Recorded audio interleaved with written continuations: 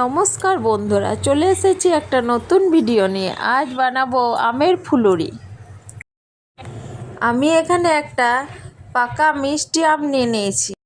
আমটাকে ভালো করে পেস্ট করে নেব। এই দেখুন, পেস্ট করে নিয়েছি। এবার কড়াইটাকে গরম করে নেব। এবার এর মধ্যে আমি পরিমাণ মতো চিনি দিয়ে দিলাম। আমার আমটা যেহেতু মিষ্টি ছিল তাই বেশি চিনি দিচ্ছি না। আমি এখানে 1 কাপ আটা নিয়ে নিয়েছি। এখানে আমি সামান্য একটু নুন দিয়ে দিয়েছি। আমি এখানে 1/2 কাপ চালের গুঁড়ি নিয়ে নিয়েছি। এবার আমের পেস্টটা দিয়ে ভালো করে মাখিয়ে নেব। এই দেখুন, এইভাবে মাখিয়ে নিয়েছি। এবার আধ ঘন্টা ঢেকে রেখে দেব। এই দেখুন, তেল গরম হয়ে গিয়েছে। এবার এইভাবে আমি ছেড়ে দেব। সবগুলো করে নেব এইভাবে।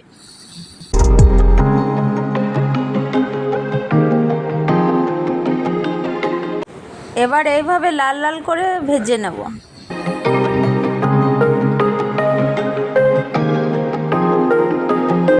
এই দেখুন, আমাদের ফুলুরি রেডি হয়ে গিয়েছে।